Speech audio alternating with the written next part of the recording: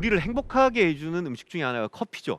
커피는 원래 아프리카의 작물이었습니다. 이 아프리카의 작물이 바로 홍해 너머에 있는 아라비아로 건너가는데, 아라비아로 건너가면서 이슬람인들이 이 커피를 굉장히 좋아하게 됩니다. 왜 그러냐면 이 이슬람교를 창시한 모하메드가 꿈속에서 대천사 가브리엘이 준 열매를 먹었는데, 그 준 열매를 먹고 나서 잠을 깼다, 그리고 정신이 아주 맑아졌다라고 했는데, 그 열매가 바로 커피였습니다. 그래서 금지하는 음식이 굉장히 많은 종교가 이슬람교임에도 불구하고 이슬람교 사람들은 커피는 너무너무 좋아했습니다. 그리고 이 이슬람인들이 먹던 커피가 8세기쯤에 유럽으로 전해집니다. 마찬가지로 향신료가 전해지던 그 루트를 통해서 유럽으로 전해지는데, 이슬람인들을 매혹시켰던 이 커피는 가톨릭 신자들, 심지어 교황의 입맛까지 사로잡습니다. 그러면서 유럽 사람들은 커피에 아주 매료되게 되죠. 그래서 유럽 사람들이 이제 아주 제한된 공급, 그리고 너무너무 비싼 값임에도 불구하고 너도 나도 커피를 찾게 되고, 그래서 유럽에서는 커피 풍기 현상이 벌어집니다. 그런데 이 커피 역시 마찬가지로 아랍에서는 엄격하게 통제를 합니다. 그래서 모든 커피는 어디에서 생산되든지 간에 오늘날 예멘에 있는 모카라는 항구에서만 유럽으로 수출할 수 있도록 규제를 합니다. 그리고 커피를 수출할 때는 커피 열매에서 다시 싹이 발아하지 못하도록 아예 커피콩을 삶아버리거나 혹은 커피콩을 볶아버립니다. 이렇게 해서 이제 수출을 했는데, 이게 사실은 오늘날 커피를 볶아서 숙성시키는, 그러니까 훨씬 더 맛있는 커피가 되는 시발점이 되기도 했고, 이 커피가 어디서 왔냐, 어디서 생산되는지는 모르겠는데 오로지 모카에서 오다 보니까 유럽 사람들은 커피는 모카다, 그래서 오늘 유럽 사람들은 커피 하면 모카 혹은 모카 커피라고 이렇게 부르게 되는 거죠.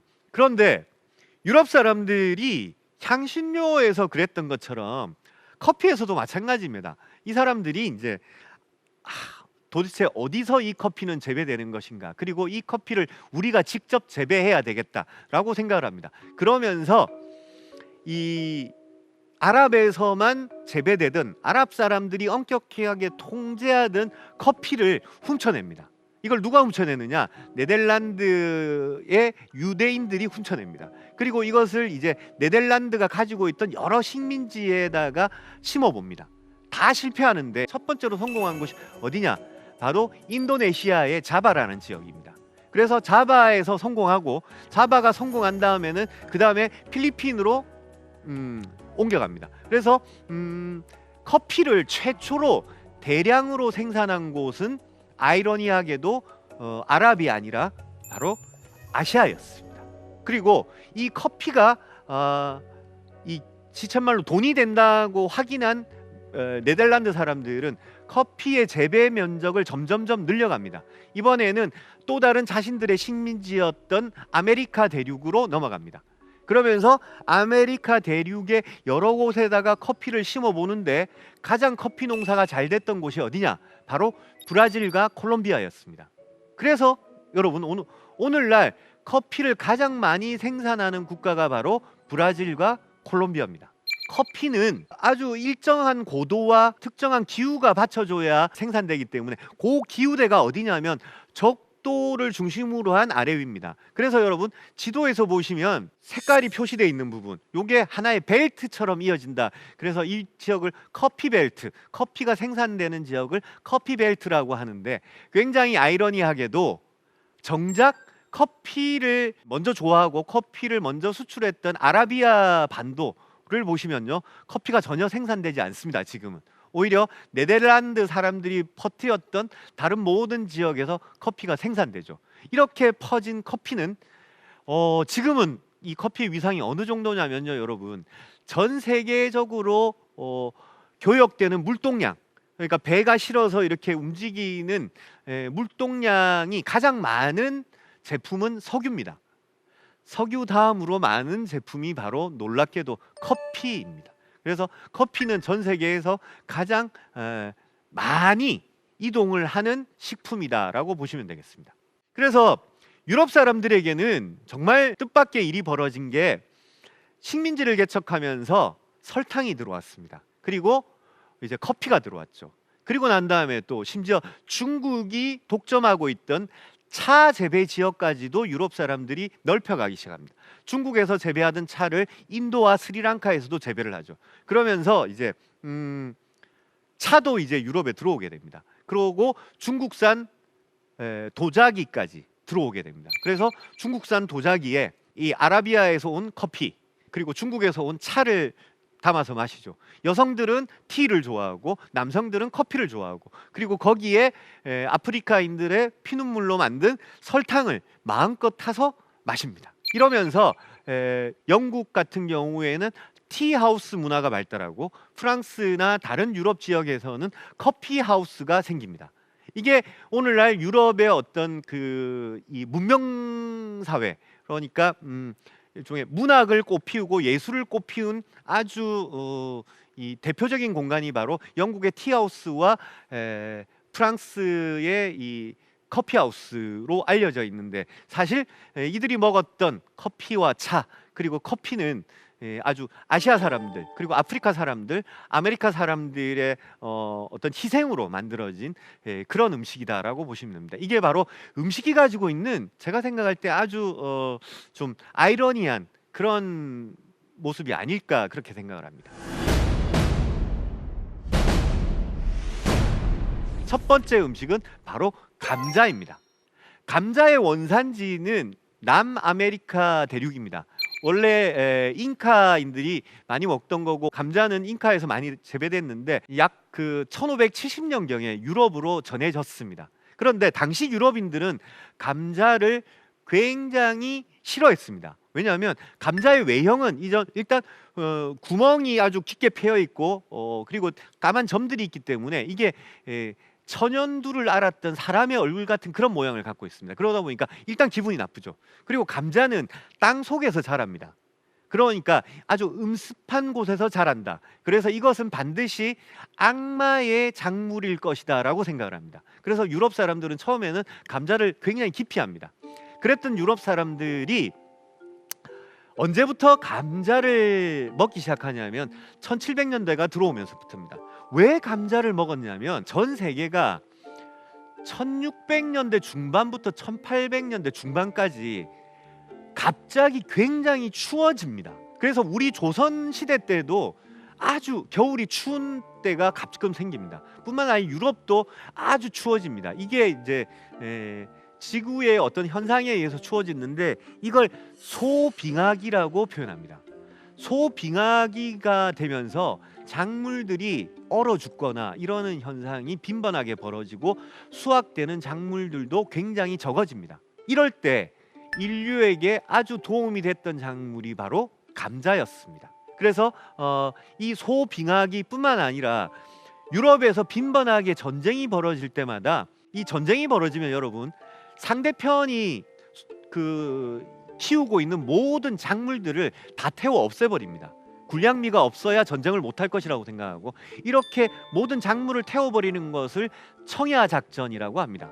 그래서 이 청야 작전으로 전쟁을 한번 하면 곡물을 싹 다 그냥 불살라 없애버리는 거죠. 근데 여기서 유일하게 살아남았던 게 바로 감자입니다. 왜? 감자는 땅 위로 드러나지 않으니까 청야 작전의 대상이 안 됐던 거죠.